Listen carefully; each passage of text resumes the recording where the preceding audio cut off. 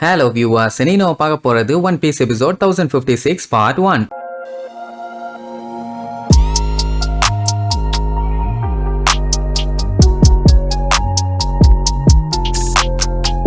Open பண்ணா நம்ம யமட்டோவை காட்டுறாங்க. அவ அந்த வெடிபொருள்லாம் இருக்குல்ல அந்த ஏரியாவை நோக்கி வேகமா போயிட்டு இருக்கா. அப்ப கூட வாயாடங்கள் அவளுக்கு யாரு கூட பேசுறான்னு தெரியல. நான் தான் பொசுகி ஓடன், நான் ஃபிளவர் கேபிட்டலான லேண்ட் ஆஃப் ஆனவை எப்படியாச்சும் காப்பாத்தியே தீருவேன். கண்டிப்பா இந்த மொமன சுக்கிய மூஞ்சோரு எப்படியாச்சும் இந்த ஐலாண்ட தடுப்பான் அப்படின்னு அவளுக்கே அவ சொல்லிக்கிட்டு தன்னம்பிக்கையை வெறியேத்திக்கிறா. இப்போ அவளுக்குள்ள எக்கச்சக்க பவர் புதஞ்சிருக்குது. அதை யூஸ் பண்ணி வேற ஏதாச்சும் பஞ்சாயத்து ஆயிருமோன்னு அவளுக்கு பயம். ஆனா எப்படியாச்சும் அந்த எக்ஸ்ப்ளோசிவ்ஸ் எல்லாத்தையுமே அப்புறப்படுத்தணும், இல்ல குறைக்கவாச்சும் செய்யணும். அப்பதான் டேமேஜும் அதுக்கு அளவுக்கு குறையும். இன்கேஸ் ஏதாச்சும் பிரச்சனை ஆனாதான் அப்படி எதுவும் ஆகக்கூடாதுன்னு சொல்லி அடிச்சு புடிச்சு மேல வருவா. அவளை பார்த்தோன்னே யமட்டோ வந்துட்டாங்க.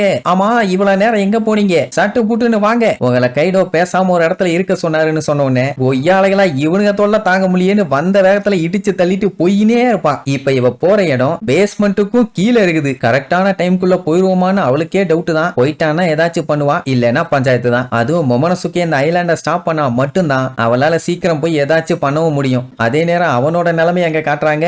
அதுக்கு மேல காமெடி. அவன் இன்னுமே முக்கியம் தான் இருக்கான். அவனால ஒழுங்கா கிளவுட கிரியேட் பண்ண முடியல. என்ன ஒரு மேட்டர்னா கிரியேட் ஆகுது, ஆகாமலாம் இல்ல, ஆனா புசுக்குன்னு புஸ்வான மாதிரி போயிருது. அவனுமே அவனுக்கு தைரியம் சொல்லிக்குவான், உன்னால முடியும் மொமனசுக்கே, விடாதன்னு. இப்படியே இவனுக்கு பேசிக்கிட்டே இருந்தானுங்க. கடைசி வரைக்கும் பேசிக்கிட்டே இருக்க வேண்டியதான். ஐலாண்டு போய் விழுந்துச்சுன்னா தயர்லாண்ட் ஆயிரும். இப்ப அதை தள்ளணும்னா கைடோவை விட அதிகமா இவன் கிளவுட உருவாக்கி ஆகணும். அட்லீஸ்ட் உருவாக்கி ஒரு இடத்துல ஸ்டேபிளா நிக்க வச்சுட்டானா கூட அதுல இடிச்சது நிக்காதா. சரி ஏதாச்சும் பண்ணி எப்படியாச்சும் கிரியேட் பண்றேன், ஆனா என்னானாலும் சரி ஒனிகஷிமாவை ஃபிளவர் கேபிட்டலை ரீச் பண்ண விடவே மாட்டேன் அப்படின்னு கத்திக்கிட்டு அவன் பாட்டுக்கு வேலையை பார்த்துக்கிட்டு இருப்பான். இங்க நம்ம பயலுக பிக்மாம் கூட சண்டை போடுறேன்னு பயங்கரமா அடி வாங்கிட்டு இருப்பானுங்க. தாவாலையும் முடியல, யூஸ்டஸ் கிட்டாலையும் முடியல. ஆனாலும் யூஸ்டஸ் கிட்ட விடுற மாதிரி இல்ல. ஏகப்பட்ட இரும்ப ஒண்ணு திரட்டி அவளை அட்டாக் பண்ண போனா அவ ப்ரொமீத்தியஸை வச்சு தடுத்துருவா. ஆனாலும் விடல. யூஸ்டஸ் கிட்ட முக்குன்னு முக்கி போட்டு பொலந்து கட்டிட்டு இருப்பான். இவன் அங்க கான்சென்ட்ரேட் பண்ற அந்த கேப்ல லா உள்ள பூந்து அட்டாக் பண்ண போவான். வந்தவன் அவன் மண்டைக்கு பின்னாடி வந்து இந்த டைம் இவளை சொருகிடலாம், ஐ மீன் கத்திய வச்சு அவ தொண்டையில சொருகிடலாம்னு சொல்லிட்டு சல்லுன்னு வருவான். ஆனா அதை அவ கண்டுபிடிச்சு ஹெராவை யூஸ் பண்ணுவாளா, அது நம்ம லாவை அட்டாக் பண்ண விடாம தடுத்துரும். இப்ப என்னன்னா இவங்க ரெண்டு பேத்தால பிக்மாம் கிட்ட போகவே முடியல. இங்க ப்ரொமீத்தியஸ் உசுர வாங்குது, அங்க ஹெரா உசுர வாங்குது. அவ உடனே அவங்க வெப்பன்ஸ் எல்லாத்தையும் டெஸ்ட்ராய் பண்ணுங்க, அதை பண்ணிட்டாலே போதும் அவங்க பாதி தோத்து போயிருவாங்க. உடனே ப்ரொமீத்தியஸ் யூஸ்டஸோட இரும்பு கையை கட்டிச்சு துப்பிரும். லா கிட்ட வேலைக்கு ஆகாதுன்னு நம்ம எல்லாத்துக்கும் நல்லா தெரியும். அவன் சாம்பிரஸ்ன்னு சொல்லிட்டு அங்க இருந்து எஸ்கேப். இப்ப என்ன நம்ம பயலுக்கு கடுப்பா இருக்குன்னா அந்த ஹெராவும் ப்ரொமீத்தியஸும் ஒரு ஆளே கிடையாது. அதுங்க இவங்க ரெண்டுத்தையும் போட்டு தள்ளிரோன்ட்டு ஓவரா பேசிட்டு இருக்கும். உடனே பிக்மாம் இருந்துட்டு என்னப்பா அவசரப்படுறீங்க, கொஞ்சம் பொறுமையா இருங்க, ஒன்னா சேர்ந்து கொள்ளுவோம், அப்பதானே நல்லா இருக்கும்பா. அப்ப கிட்டு லாக்கிட்ட இந்த மாதிரி உன்னால இதுக்கு மேலையும் பண்ண முடியும்னு எனக்கு நல்லாவே தெரியும், சும்மா என்கிட்ட விளையாட்டு காமிச்சிட்டு இருக்காத. இந்த கடலோட எம்பரர் கூட சண்டை போட வந்திருக்கீன்னா கண்டிப்பா அதுக்கான ட்ரம்ப் கார்டு இல்லாம நீ வந்திருக்க மாட்டேன். உன் பவரை வெளியில கொண்டு வந்தியா இல்லையான்னு கேட்டா இல்ல, நான் இன்னும் அந்த அட்டாக்கை யூஸ் பண்ணலாம்பா. ஏன்னா அவனுக்குள்ள வச்சிருக்க அந்த டெட்லியான அட்டாக்கை எப்ப சாக போறானோ அந்த தருணத்துல தான் அதை யூஸ் பண்ணுவான். தேவையில்லாம ஏதாச்சும் யூஸ் பண்ணானா அது சண்டையில ஒரு பெரிய தப்பா போயிடும். அதனாலதான் பையன் கொஞ்சம் பொறுமையா இருக்கான். அதே தான் இங்க யூஸ்டஸ் கிட்டுக்கும். ஆனா இதே மாதிரி இவனுக்கு சண்டை போட்டு இருந்தானுங்கன்னா கண்டிப்பா அது செட்டே ஆகாது. அதனால இப்ப நான் பண்ண போற அட்டாக்ல நீ எனக்கு பேக்கப் ஆறு அப்படின்னு சொல்லிட்டு இப்ப யூஸ்டஸ் கிட்ட அட்டாக் பண்ண போறான். பிக்மா முடிவு பண்ணிட்டா இதுக்கு மேல இவனுக்கிட்ட விளையாண்டுகிட்டு இருந்தா வேலைக்கு ஆகாது. சட்டு புட்டுன்னு ரெண்டு பேர்த்தோட தலையும் வெட்டி வீசிட வேண்டிதான். கொஞ்சம் வலிக்கத்தான் செய்யும், அட்ஜஸ்ட் பண்ணிட்டு அப்படியே நில்லுங்க, ஒரே போடா போட்டு முடிச்சிடுறேன், எதுக்கு தேவையில்லாம லொல்லு பண்ணிட்டு இருக்கீங்க அப்படின்ட்டு ஏதோ அவார்டு கொடுக்குற மாதிரி சொல்லிட்டு இருக்கா. நம்ம யூஸ்டஸ் கிட்ட கடுப்பாயி ஏ கிளவி தாய் கிளவி உன்னைய கொன்னே தீருவேன் அப்படின்னு அங்க சுத்தி இருக்க எல்லா மெட்டலையும் பையன் அப்படியே ஒண்ணு சேர்த்துவான். எத்தனை பார்ட்ஸ். அதுவும் இந்த டைம் பாத்தீங்கன்னா அவனோட அட்டாக்கே டோட்டலா டிஃபரெண்டா இருக்குது. பிக்மாம் அதுக்கெல்லாம் பயப்படுற மாதிரி இல்ல. என்னப்பா என்ன முட்டா பையில பெருசா எல்லாத்தையும் சேர்த்துனீங்கன்னா நான் பயந்துருவேனா. ப்ரொமீத்தியஸே சாட்டு புட்டுன்னு வேலைய முடி, நேக்கு ஏகப்பட்ட வேலை இருக்குதும்பாலா. உடனே யூஸ்டஸ் கிட்டு வாடா வா, இன்னைக்கு உன்னைய மொத்தமா உரிச்சு உப்பு கண்டம் போட்டுறேன் அப்படின்ட்டு யூஸ்டஸ் கிட்ட அவன் சேர்த்தன ஸ்டீல் ஐட்டத்தோட சேர்த்தி சண்டைக்கு வருவான். அவளுக்கு என்ன சந்தோஷம்னா இப்ப அவன் சின்ன சைஸ்ல இருந்தவன தான் டார்கெட்டும் சின்ன சைஸ்ல இருக்குன்னு அவளுக்கு ஒரே கவலை. இப்ப அவன் பெரிய சைஸுக்கு மாறிட்டான் பாத்தீங்களா, அதனால ஈஷா அட்டாக் பண்ண போறாளாம். எனக்கு தெரிஞ்ச அவ சைஸுக்கு எதை பக்கத்துல வச்சாலும் சின்னதா தான் தெரியும். அதுக்காண்டி அவ சைஸ தப்பா பேசுறேன்னு நினைச்சுக்காதீங்க, அப்படித்தான்டா பேசுவேன், அப்படித்தான் பேசுவேன். ஏன் இந்த மலை மாடுகள்லாம் ஒன்னா சேர்ந்து நம்ம லூஃபிய கிண்டல் பண்ணல, பொடி பயலுகன்னு யூஸ்டஸ் கிட் இப்ப மரணத்தனமா அட்டாக் பண்றதுக்காக அவனோட ஆயுதத்தை வேற லெவல்ல டெவலப் பண்ணி பயங்கரமா ஒரு போஸ கொடுப்பான். இதுக்கப்புறம் அடிக்க போற அடியில அவன் செத்தாங்கிற மாதிரி முடிவே பண்ணிட்டான். அப்படியே கட் பண்ண அந்த ஒரோச்சி அவனோட மூக்குக்குள்ள பயங்கரமா ரிசர்ச் பண்ணிட்டு இருப்பான். இப்ப அவருக்கு சந்தோஷம் என்னன்னா லேண்ட் ஆஃப் ஆனோவை திருப்பி எடுத்துக்கணும்னு நினைச்சிட்டு இருக்க சாமுராய்ஸ் கூட தான் அனிமல் கிங்டம் பைரட்ஸ் எல்லாருமே சண்டை போட்டுட்டு இருக்காங்க. அப்படின்னு என்னாவும் ரெண்டு பேருமே அடிச்சுக்கிட்டு இவன் பக்கமும் சாவாங்க அவன் பக்கமும் சாவாங்க. அப்படி இருக்கும்போது இவனுக்கு எந்த கவலையும் இல்லையே, அந்த ஃப்ளவர் கேபிட்டல ஜாலியா ரூல் பண்ணலாமே, அதை நினைச்சு சந்தோஷப்படுவான். இதனாலேயே நம்ம ஒரு விஷயத்தை தெரிஞ்சுக்கலாம், இந்த கிறுக்கு பயலுக்கு மண்டை மட்டும் தான் இருக்கு, மண்டைக்குள்ள காலி டப்பா தான் இருக்குதுன்னு. ஏன்னா கைடோவை பார்த்து பயந்துதான் இவங்கிட்ட எவனுமே நெருங்கல. இல்லைன்னா டெய்லி இவனை அடிச்சு துவைச்சு தொங்க போட்டு காய போட்டுருக்க மாட்டாங்க. என்ன ரெபலியன்ஸ் நிறைய பேர் செத்து போயிருவாங்க, உயிரோட இருந்தானுங்கன்னா வாங்குவான். இப்ப அவனுக்கு சந்தோஷம் என்னன்னா கைடோவோட சீக்ரெட் எல்லாமே இவனுக்கு தெரியும். மெயினா இப்ப இவன் எங்க இருக்கா தெரியுமா,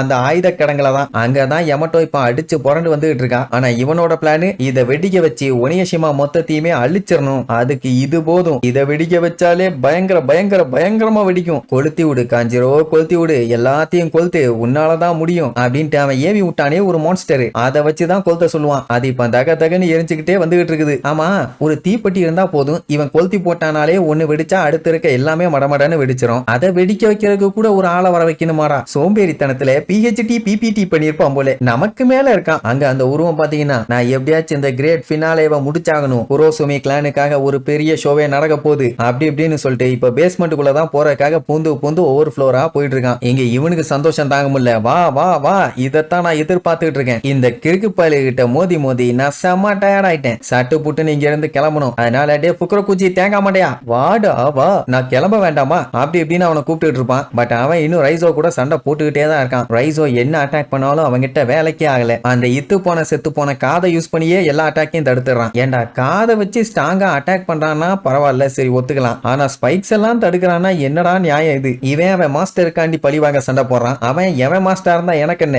என் மாஸ்டருக்காண்டி தான் நான் சண்டை போடுவேன்னு அவன் ஒரு சைடு சண்டை போடுவான். ரெண்டு பேரும் ஒருத்தனுக்கு ஒருத்தன் விடுறதா இல்ல. இங்க இந்த கிறுக்கு பைய டே புக்கர குச்சி சட்டு புட்டுன்னு வாடா, இங்க எல்லாத்தையும் கொளுத்தி விட்டுட்டு நம்ம எஸ்கேப் ஆயிடலாம், இல்லன்னா நம்ம எல்லாம் சேர்ந்துதான் சாப்பிடணும், வச்சு சாவணும். பார்ட்டிக்கு வந்தால அந்த குழப்பத்துல உளறிட்டான். எப்படி எல்லாம் சமாளிக்க வேண்டி இருக்குது. சரி, இப்போதைக்கு ஒனியஷிமாவை வெடிக்க வச்சு ஃப்ளவர் கேபிட்டல் இருக்கவங்க எல்லாத்துக்குமே ஒரு வான வேடிக்கையை காட்டலான்னு முடிவு பண்ணிட்டான். என்னதான் அவன் மண்டை அடுப்புல வைக்கிற வடசட்டி மாதிரி இருந்தாலும் அவன் மண்டைக்குள்ள பண்ற பிளான் எல்லாமே ஓகே தான். இத முன்னாடியே பண்ணியிருந்தானா இவ்வளவு பஞ்சாயத்து இல்ல. இப்ப என்னதான் போர் நடந்தாலும் அவன் கொளுத்தி விட்டு வெடிக்க வச்சான்னா எல்லாம் வேஸ்டா போயிருமே, அம்புட்டு செத்து போயிருவாங்களே. இங்க பிக் பாம் கூட நம்மளுக்கு சண்டை முடியற மாதிரி இல்ல. நாட்டி பாய்ஸ், உங்கள மாதிரி பயலுக்கு கண்டிப்பா பனிஷ்மெண்ட் கொடுத்தே ஆகணும்னு கத்திய ஓங்கி ஒரு இழுப்பா அந்த இடமே கண்ணா பின்னான்னு அதிரும். எமட்டோ என்னாச்சு, ஏதாச்சும் நிலநடுக்க மாட்டு மேல பாப்பா. யூஸ்டஸ் கிட்ட இவ்வளவு நேரமா கஷ்டப்பட்டு அங்க எங்கன்னு கிடைக்கிற பாத்திரம் பண்ற எல்லாத்தையும் ஒண்ணு திரட்டி மண்டை ஓடு மாதிரி எல்லாம் உருவத்தை உருவாக்கி சண்டைக்கு வந்தால, அத அவ பண்ண இந்த அட்டாக்ல சல்லியா காயலாங்கடைக்கு கூட போறதுக்கு வக்கில்லாம நொறுங்கி பொடி பொடியா போயிருச்சு. யூஸ்டஸ் கிட்டுமே இப்படி ஒரு அட்டாக் அவகிட்ட இருந்து எதிர்பார்க்கல. ரத்தம் தெரிப்பான். எவ்வளவுதான் இவனுக்கு ரத்த தானம் பண்ணுவானுங்கன்னு தான் தெரியல. ஒரு மனுஷனுக்கு பாடியில 5 இருந்து 5.5 லிட்டர் ரத்தம் தான் இருக்குன்னு சொல்லி கூகுள்லயே சொல்லுது. ஆனா இவனுங்க ஒவ்வொரு அட்டாக்குக்கும் 1/4 லிட்டர் ரத்தத்தை வேஸ்ட் பண்றானுங்க. இவனுங்க வாங்கின அடி ரத்தத்தெல்லாம் கம்பேர் பண்ணி பார்க்கும்போது பாடியில வெறும் 1/4 லிட்டர் ரத்தம் தான் இருக்கணும், ஆனாலும் சண்டை போடுறானுங்க. இந்த அட்டாக்லயே யூஸ்டஸ் கிட்டு தேர்வானான்னு தெரியல. இவன் அடுத்த அட்டாக் பண்றதுக்காக பாஞ்சு பல்ல காமிச்சுக்கிட்டு வந்துகிட்டு இருக்கான். கிட்டு, உனக்கு இதோட வேட்டு, இன்னைக்கே உன்னைய சம்பவம் பண்றேன்னு பிளைங்ல வருவா. இங்க எமட்டோ பார்த்து அசந்துட்டான். ஏன்னா அவனுக்கு 2 பேரும் சேர்ந்து பிக் மாமை இங்கே தடுத்து வச்சிருக்கானுங்க. அப்படின்னா இவனுக்கு இவ்வளவு ஸ்ட்ராங்கான அவளே அசந்துருவா. சரி, இப்ப யூஸ்டஸ் கிட்டு பழைய பாத்திரங்களோட பொத்துன்னு கீழே வந்து விழுவான். இவன் அவன் தலைய வெட்ட வர்ற அந்த கேப்ல தான் நம்ம லாக் ஒண்ணு தோணும். அதாவது எனக்கு பேக்கப் குர்றான்னு அவன் சொல்லிட்டு தான் சண்டைக்கு போயிருப்பான். சொன்ன மாதிரியே பேக்லயே போட்டுருவோன்னு அவன் கத்தி ஃபுல்லா அனஸ்தீசியாவை தடவி, ஏன் தாய் கிழவி ஒன்னு இன்னைக்கு முடிச்சிடுறேன்னு பாஞ்சு வருவான். அவன் என்னடான்னா, இப்ப உனக்கு கொஞ்சம் வலிக்கும், பொறுத்துக்க, கொஞ்ச நேரத்துல தலை தனியா போயிடும், அதுக்கப்புறம் எந்த வழியும் இருக்காதுன்னு யூஸ்டஸ் கிட்ட வெட்ட வருவா. இந்த மாதிரி கொல்றது பிக் மாமால மட்டும்தான் முடியும். அந்த டைம் யூஸ்டஸ் கிட்ட, கிழவி